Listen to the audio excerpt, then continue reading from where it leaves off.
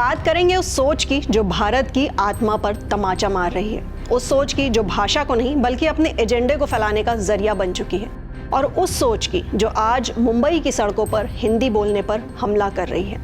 तो ये घटना महाराष्ट्र के मीरा रोड की है, जहां एक युवक सिर्फ इसलिए पीटा गया क्योंकि वो हिंदी में बात कर रहा था, और मीडिया रिपोर्ट्स के मुताबिक थप्पड़ मारने वाले और कोई नहीं, राज ठाकरे की पार्टी महाराष्ट्र नव निर्माण सेना यानी मनसे के कार्यकर्ता थे।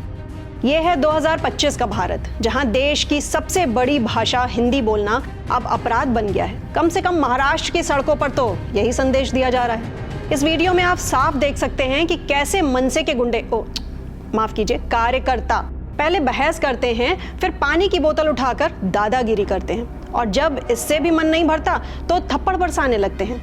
और पीड़ित की गलती सिर्फ इतनी कि उसने मराठी की जगह हिंदी में बात कर ली। अब सवाल यह है कि क्या भारत में हिंदी बोलना गुनाह है? क्या संविधान ने हमें भाषा की स्वतंत्रता नहीं दी? क्या महाराष्ट्र भारत का हिस्सा नहीं है? क्या हिंदी है हम वतन है हिंदुस्तान हमारा की भावना सिर्फ किताबों तक सीमित रह गई है? अब इस घटना पर प्रतिक्रियाएं भी आ चुकी हैं। शिवसेना यूबीटी के विधायक सचिन अहिर कहते हैं कि अगर कोई जानबूझकर मराठी नहीं बोलता तो वो भी गलत है। वहीं दूसरी तरफ शरद पवार की एनसीपी ने इसे गलत बताया है, और महाराष्ट्र सरकार के गृह राज्य मंत्री योगेश कदम ने कहा है कि हर भाषा का सम्मान होना चाहिए, लेकिन कानून हाथ में मत लीजिए। बीजेपी नेता और मंत्री आशीष शेलार ने भी कहा है कि महाराष्ट्र में मराठी, हिंदुस्तान में हिंदी, और कानून तोड़ने वालों पर सख्त कार्रवाई होगी। लेकिन सवाल अब भी वही है, जब तक ये कार्रवाई नहीं होगी तब तक क्या ऐसे गुंडे मुंबई की सड़कों पर हिंदी बोलने वालों को पीटते रहेंगे? अब जरा सोचिए कि एक ओर तो हम एक भारत श्रेष्ठ भारत की बात करते हैं, और दूसरी ओर एक राज्य में हिंदी बोलने पर मारपीट होती है।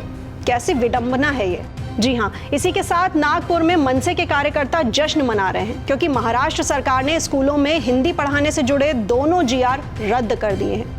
ढोल नगाड़े, आतिशबाजी और मिठाइयां बांटी गई, और कहा गया कि पूरा महाराष्ट्र राज ठाकरे के साथ है। अब आप बताइए, क्या ये सच में महाराष्ट्र की जीत है या भाईचारे की हार? क्या किसी राज्य की संस्कृति को बचाने का ये तरीका है? क्या मराठी भाषा को बचाने के लिए हिंदी बोलने वालों को पीटना जरूरी है? ये घटना सिर्फ एक थप्पड़ की नहीं है, ये लोकतंत्र के चेहरे पर तमाचा है, क्योंकि आज अगर कोई हिंदी में बात करने पर मारा जा सकता है तो कल को तमिल, तेलुगु, उर्दू, पंजाबी किसी भी भाषा का व्यक्ति निशाना बन सकता है। अब फैसला आपको करना है। क्या आप ऐसे भारत के पक्ष में हैं जहां भाषा एकता का जरिया हो, या फिर उस भारत के जहां भाषा के नाम पर नफरत और हिंसा फैलाई जाती हो? कमेंट सेक्शन में अपनी राय हमें जरूर बताइए, और साथ ही साथ ऐसे ही इन्फॉर्मेटिव एक्सप्लेनर्स के लिए फॉलो करें आई नेक्स्ट लाइव को।